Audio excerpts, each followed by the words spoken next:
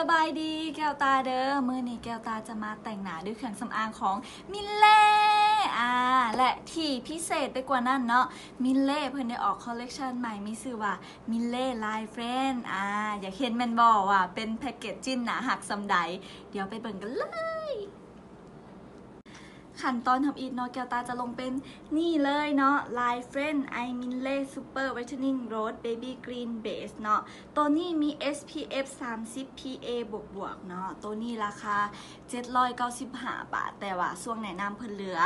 499 บาทเท่านั้นเองเดี๋ยวแกตาจะมาลงให้เบิ่งเนาะตัวนี้เพิ่นซอยในเรื่องของหอยซิวหอยดำหอยแดงเนาะเพิ่นบอกว่าหลอดเดียวเอาอยู่เลยว่าซ่านเอามาลองกันเลยนี่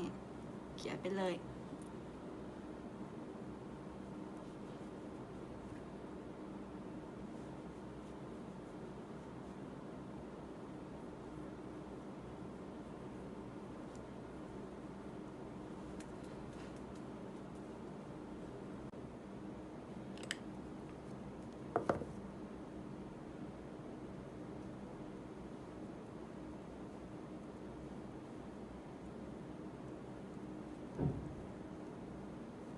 ขั้นตอนที่2เนาะแก้วตาจะลงเป็นนี่เลยเนาะ Life Friend I Minlay Snail Bright Primer เนาะตัวนี้มี SPF 15 PA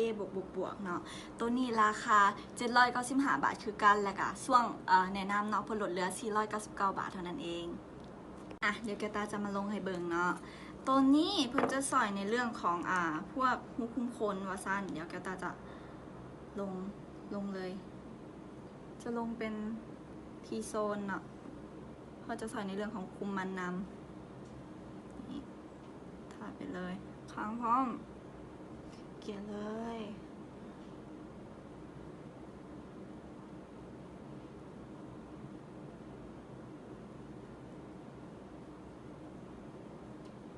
ขั้นตอนต่อไปนะแกตาจะลงเป็นนี่เลยLife Friend Minlay Super Whitening Glow Rose BB Cream เนาะตัวนี้มี SPF 30 PA บวกเนาะตัวนี้ราคา795 บาทและอยู่ในช่วงแนะนำราคา499 บาทคือกันเนาะมาแกตาจะทายให้เบิ่งเนาะตัวนี้เพิ่นบอกว่ามีส่วนผสมของทองคำนำว้าวกันเลยทีเดียวเนาะและที่สำคัญเพิ่นบอกว่าตัวนี้ติดทน24 ชั่วโมงบ่เมือกบ่มันแน่นอนว่าสั้นมาเราจะมาลองพิสูจน์กัน ตัวนี้มี2เบอร์เด้อมีเบอร์1กับเบอร์2แกตาใส่เบอร์2เนาะเดี๋ยวจะทายเบิ่งเลยนี่แต้มไปเลย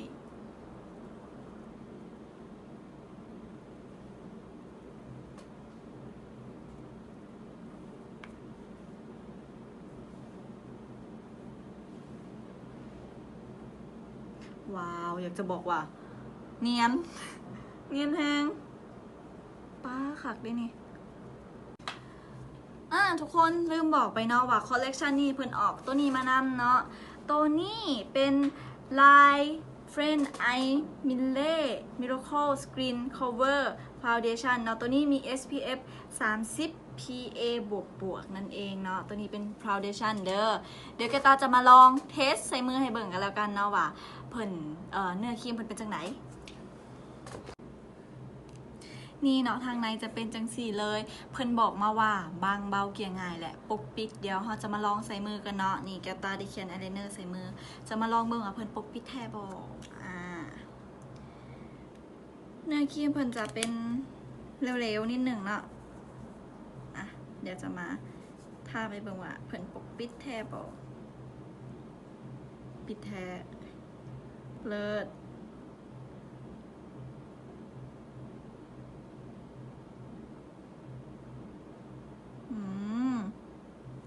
ดีผ่านตัวนี้ผ่านขั้นตอนต่อไปนะแกตาจะมาลงแป้งก็จะมี2สูตรนำกันก็คือนี่เลยเนาะตัวนี้จะเป็นLife Friend I Minlay Brightening Milky Pack เนาะตัวนี้จะมี SPF 48 PA บวกเนาะและสูตรที่2จะเป็นนี่เลย ไลเฟนไอมินเล่คาเวียคอลลาเจนเนาะคอลลาเจนแพ็กตัวนี้จะมี SPF 25 PA บวกเนาะนี่มือนี้แก้วตาจะมาเลือกใส่สูตรนี้เนาะสูตรคาเวียคอลลาเจนเนาะจะเลือกใส่เป็นเบอร์ 2แต่ละสูตรจะมี3สีนำกันเดิมมือนี้แก้วตาจะเลือกใส่เบอร์ 2สูตรคาเวีย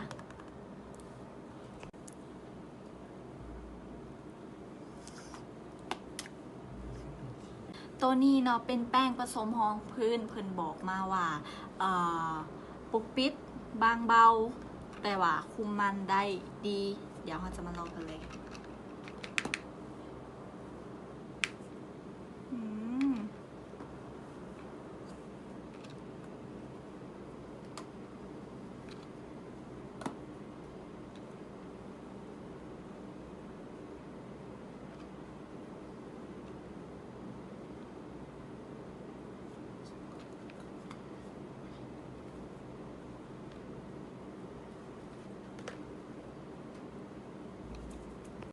ขั้นตอนต่อไปเนาะแก้วตาจะมาเขียนคิ้วด้วยนี่เลยเนาะ Lifen I Minle 6D Eyebrow Pencil Waterproof เนาะแก้วตาเอามาให้เบิ่ง2สีเดี๋ยวจะสวอตใส่มือให้เบิ่งว่าจะทาสีใดขั้นตอนต่อไปเนาะแก้วตาจะมาเขียนคิ้วด้วยนี่เลยเนาะ Lifen I Minle 6D Eyebrow Pencil Waterproof เนาะเพิ่นมีอยู่4เฉดสีนำกันแต่มื้อนี้แก้วตาจะมาทาให้เบิ่ง2สีโอเคแก้วตาจะมาลองสีโมคาบราวน์และไลท์บราวน์ให้เบิ่งเนาะเดี๋ยวจะทาสีมือให้เบิ่งหัวเพิ่นจะเป็นสามเหลี่ยมในสีเนาะคือแก้วตาบอกไว้แหละมันจะเขียนง่ายเพราะว่าหัวเพิ่นจะเป็นรูปทรงสามเหลี่ยมเหมาะสำหรับสาวๆที่กำลังเฮียนแต่งหน้าเฮียนแต้มคิ้วเนาะนี่จะประมาณนี้เดี๋ยวแก้วตาจะทาเป็นสีนี้ก็แล้วกันโมคาบราวน์โอเคนี่อยากจะบอกว่าเขียนง่ายแฮงเนาะสำนีพอเขาจะบนเน้นคิวหลายเพราะว่ามื้อนี้เขาจะมาใส่ตามสไตล์นั่นแหละขั้นตอนต่อไปเนาะเขาจะมาต่อด้วยที่นี่เลยเนาะตัวนี้มีชื่อว่า Lifen I Minle Loveable Blush เนาะตัวนี้มี6สีแต่มือนี้แก้วตาจะมาทาให้เบิ่ง3สีตัวนี้เป็นสีปัดแก้มแต่ว่าทาตาน้ำได้เนาะเดี๋ยวจะมาทาให้เบิ่ง3สีกันเลยจะมาเริ่มด้วยสีนี้กันเลยเนาะสีนี้มีชื่อว่าโครนี่เนาะหรือว่าเบอร์02ของเขานั่นเองเดี๋ยวจะมาทาใส่แขนให้เบิ่งตัวนี้จะมีกลิตเตอร์นิดๆเนาะจะเป็นสีบัวนะหักหลายนี่ประมาณนี้เนาะสีบัวนะหักแห้งเหมาะสำหรับสาวหวานๆอย่างเฮาต่อไปเนาะจะลองสีนี้เลยเชอร์รี่เนาะตัวนี้เบอร์04เนาะตัวนี้จะเป็นออกแดงๆแน่โอเคจะมาลองสแกนกันเลยค่อยๆมือเดินสำหรับใครที่จะทาสีนี้เนาะต้องค่อยๆเดี๋ยวเพราะว่าสีเพิ่นค่อนข้างที่จะชัดเจนแฮงต่อไปจะเป็นสีนี้เลยสีมูนเนาะเบอร์06จะมาทาสแกนให้เบิ่งตัวนี้จะออกสีพีชนี่อุ้ยตัวนี้นะฮะเป็นสีที่มากนี่เลยเนาะ3สีทั้งเบิดมื้อนี้แก้วตาจะมาเลือกไส้เป็นสีนี้ลงก่อนและสีนี้ทับตำหลังเนาะโอเคเดี๋ยวแก้วตาจะมาทาแก้มก่อนเนาะแก้วตาเลือกไส้ตัวนี้เด้อเบอร์06สีมูนนั่นเองจะออกพีชนิดหนึ่งค่อยๆเด้อ ค่อยๆเด้อสำหรับใครที่ทาสีแจ้งแฮงนี่ขนาดบอกหมูค่อยๆได้นี่โอเคส่วนงานเปลือกตาเนาะแก้วตาจะทา2สีนี่เลยเนาะเบอร์02กับ04เดี๋ยวแก้วตาจะลงสีบัวนี่ไปก่อนเนาะทั่วเปลือกตาแล้วก็จะใส่ตัวนี้ตามตำหลังจะทาแค่ห่างๆโอเคทาไปเลยเนาะทั่วเปลือกตาเลยมื่อนี้เขาจะเป็นสาวหวานต่อไปนะคะจะมาใส่ตัวนี้เนาะเบอร์04เชอร์รี่ของเขานั่นเองจะมาทาห่างๆโอเคทาสิเนาะประมาณนี้และอย่าลืมทาทางหลุมตาผมเด้อจะเสื่อมมาเลย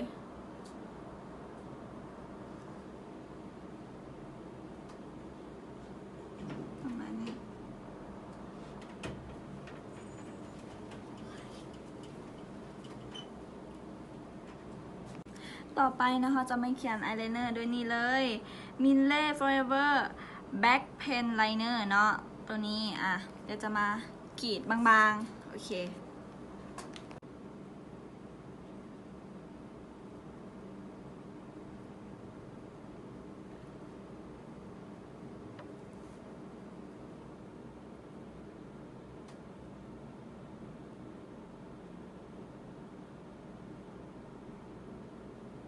ขั้นตอนต่อไปนะคะจะมาต่อด้วยนี่เลยเนาะ Mille Maxi Last Super Mascara เนาะนี่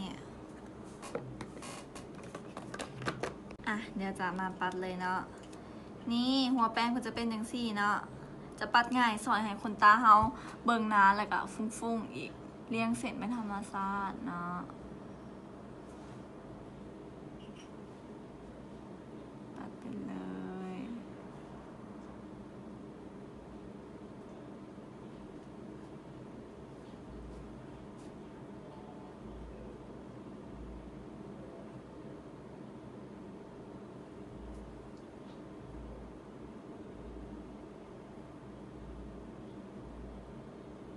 พอแล้วขั้นตอนต่อไปนะคะจะมาทาสีปากให้เบิ่งเดี๋ยวเราจะมาเริ่มกันที่รุ่นทำอิฐกันเลยนี่ตัวนี้มีชื่อว่า Life Friend I Mille Iconic Crayon Lip Color เนาะตัวนี้จะมีนำกัน6เฉดสีแต่เราจะมาทาให้เบิ่ง3สีนำกันโอเคไปเบิ่งกันเลยเดี๋ยวจะมาเทสแคนให้เบิ่งทั้ง3สีกันเลยเนาะตัวนี้จะเริ่มที่เบอร์02กันเลยนี่เดี๋ยวจะทาให้เบิ่งตัวนี้จะออกสมๆเนาะนี่เห็นบอกสีที่2เบอร์04ตัวนี้เหมาะสำหรับสาวๆคนใดที่มักแบบแซ่บๆนิดหนึ่งเนาะโอเคต่อไป06นี่จะเป็นโทนสีประมาณนี้เนาะเดี๋ยวลูกนี่แก้วตาขอทาสี02กันแล้วกันเดี๋ยวจะทาสี02ให้เบิ่งใส่ปากเดี๋ยวเราจะทาจากทางในเนาะทาแต่ทางในแบบสไตล์เกาหลีหน่อยหนึ่ง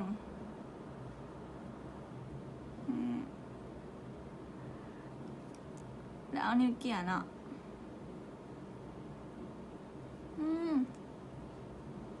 สีครับมาทาเข้าปากเห็นไหมทุกคนจะสวยนี่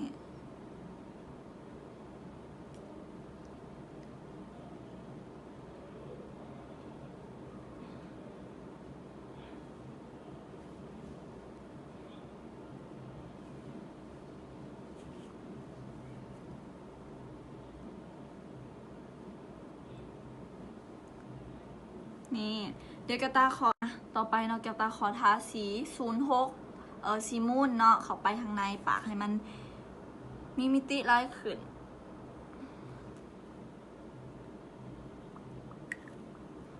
นิ้วเกี่ยนิดนึง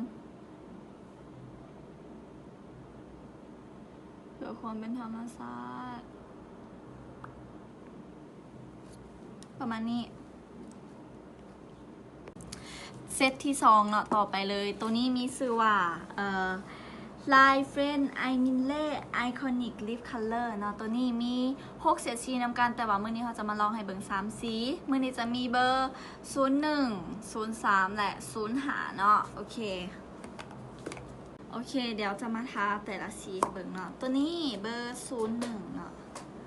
ตัวนี้จะออกสมน้ำหมาก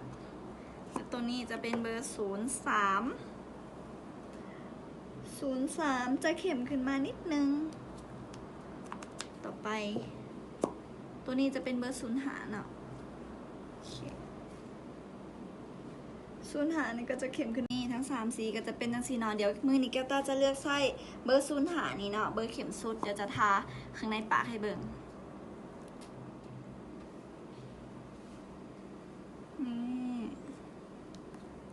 แล้วก็เกลี่ยเลยเนาะ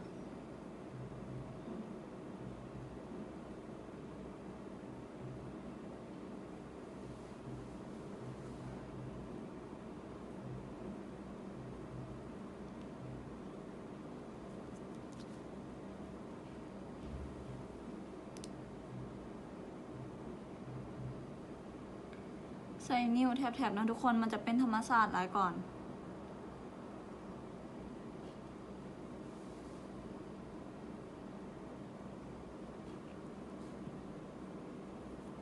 นี่ก็จะเป็นพีชประมาณนี้เซตต่อไปเนาะจะมาต่อด้วยนี่กันเลยเนาะตัวนี้มีชื่อว่า Line Fan I Mille Iconic Matte Liquid Lip เนาะนี่ตัวนี้จะมีอยู่6เฉดสีนำกันเนาะแต่ว่าเราจะมาทาให้เบิ่ง3สีนั่นก็คือมีเบอร์01 02และ03เนาะโอเคเราจะมาเริ่มที่เบอร์01กันก่อนเลยเนาะนี่จะเป็นสีประมาณนี้และต่อด้วย02โครนี่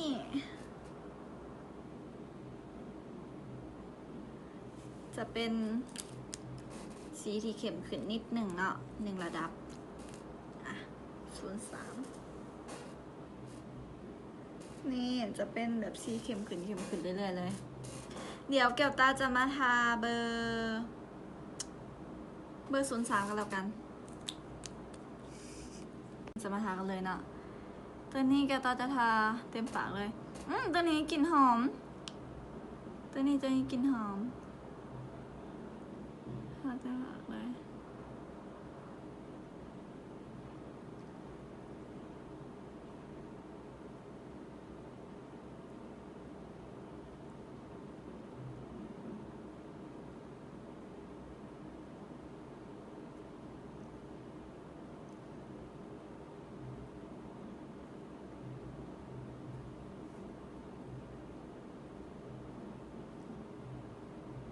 นี่